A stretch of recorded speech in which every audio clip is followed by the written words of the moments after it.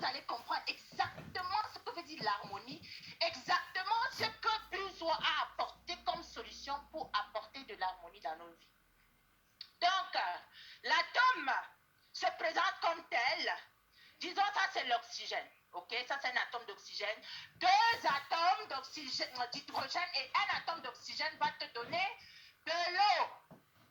Et quand on voit l'eau, c'est sa forme physique. En fait, c'est la partie matière. La partie énergétique, on ne voit pas. C'est ce qu'on appelle le champ magnétique. Voilà ce que vous voyez ici. Merci. C'est l'eau. Qui connaît l'eau? Qui ne connaît pas l'eau? Ok. Ça, c'est l'eau. On boit, on se lave. On est fait d'eau à 80%, 70 à 80%. D'autres pensent même que c'est plus de 80%. Voilà pourquoi dès qu'on est déshydraté, même à 20%, on entre déjà en phase comateux. Donc l'eau est capitale pour le bien-être. Ce que vous voyez, c'est la partie physique. Mais si vous voulez voir la partie énergétique de l'eau, mettez ça sous une température, augmentez son énergie. Ça va devenir vapeur. C'est son côté énergétique. Et tout ce qui existe fonctionne de cette façon.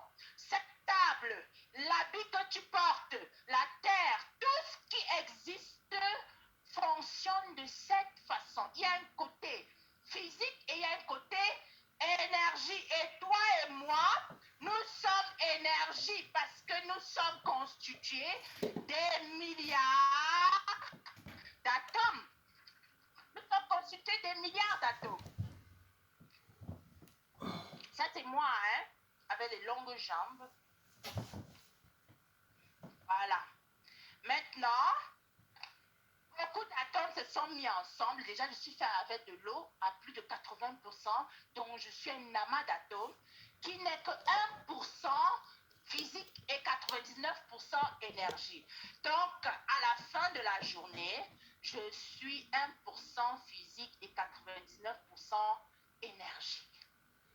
Énergie, 99%. Mon 1%, c'est ce que vous voyez devant vous. Mais 99% de ma personnalité, vous ne voyez pas. Et la bonne nouvelle, c'est que ce 99% qui est énergie est en mouvement. Est-ce que tu sais que tu es en mouvement actuellement? Même assis. Tu es où? Dans la salle. La salle est où? Sur la terre. Est-ce que la terre bouge? La terre est en mouvement, n'est-ce pas? Tout ce qui bouge crée une énergie. Et l'énergie qui se déplace crée une fréquence. Et la fréquence, c'est l'unité de mesure d'une énergie en déplacement. Et j'aime beaucoup ce docteur, Carlos Ritter, qui dit la différence entre une personne vivante et une personne morte, c'est que celle qui est vivante a une fréquence. Et celle qui est morte n'a pas de fréquence. Est-ce que ça vous intéresse déjà? Si on vous dit que pour rester en vie, il faut avoir les bonnes fréquences, vous devez donner le meilleur. Parce que c'est ça qui vous différencie de ce qui est mort. Ou de ce qui est en train de mourir. Et c'est très capital. Je vous ai dit, notre chère terre est aussi en mouvement. Tout le monde sait ça. On a fait géographie. Que la terre tourne autour du soleil et autour d'elle-même. Et ce mouvement crée une énergie avec une fréquence. Parce que c'est quand l'énergie se déplace qu'elle va créer une fréquence qui est mesurable. Et la fréquence terrestre se mesure en Schumann. Et puis, on a les valeurs en Hertz. On a les valeurs qui vont de 7,83 jusqu'à 20, dépendant des couches terrestres. Plus on s'éloigne des plus petites couches, plus la valeur énergétique augmente. Voilà pourquoi si vous allez hors de l'atmosphère, vous pouvez exploser. Parce que l'énergie là-bas est trop élevée. Ce que je voulais montrer ici, c'est que notre Terre a une fréquence. Et Dieu l'a programmée ainsi. Et Dieu a fait en sorte qu'elle puisse rester comme ça pour que nous soyons en harmonie avec cette fréquence. Ça ne devait pas changer. Ça ne devait ni baisser ni augmenter. Parce que si ça augmente, ça va affecter nos cellules. Si ça baisse aussi, ça va affecter nos cellules. Et comme je vous l'ai dit, moi, Taïla, je suis 1% physique et 99% énergie. Comme vous voyez là-bas. Et chacune de chaque organe a une fréquence. Pourquoi j'ai des fréquences? Parce que je suis fait d'atomes. Et pourquoi est-ce que cette énergie est mesurable? Parce que je suis sur la Terre et la Terre est en mouvement. Est-ce qu'on se comprend?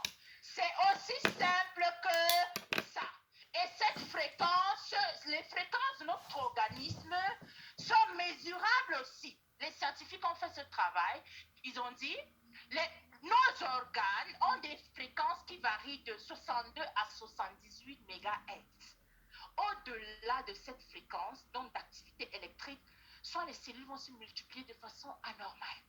En dessous de ça, la cellule ne pourra pas faire son travail. Par exemple, si regardons la fréquence, par exemple, de notre glande thyroïdienne, on dit que c'est de 62 à 70 MHz. Si ça va en dessous, c'est que la thyroïde est malade. Ça ne va pas sécréter les bonnes hormones. Et si c'est au-delà, c'est que les cellules vont se multiplier de façon anormale. L'activité électrique est en augmentation, c'est ce qu'on appelle les cancers. Et ça, les fréquences de nos cellules, de nos organes, déterminent le bien-être. Ça doit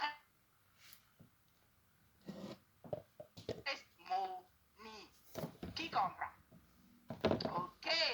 Maintenant, nous avons aussi les fréquences de l'environnement. Nous avons d'abord les fréquences de la Terre, fréquence terrestre, qui est stable, qui ne change pas et qui ne doit pas changer normalement, mais qui est en train de changer malheureusement.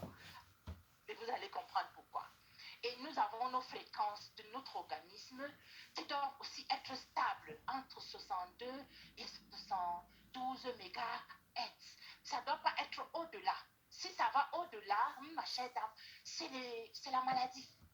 Et c'est souvent incontrôlable. Quand c'est en dessous, c'est que l'organe ne fonctionne pas bien. Donc, il y a insuffisance quelque part. Notre environnement aussi a des fréquences.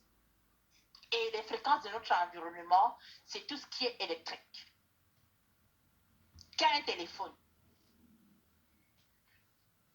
Tu as une radio à la maison, l'ordinateur, la télé.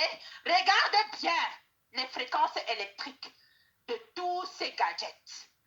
Ça va de 10 exposants 2, qui est largement au-dessus des fréquences de l'organisme, jusqu'à 10 exposants 22, c'est-à-dire plus de 10 000 milliards de gigas.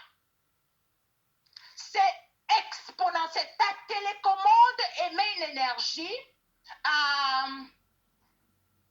parler de 10 000 expo 14, c'est des milliards de mégahertz.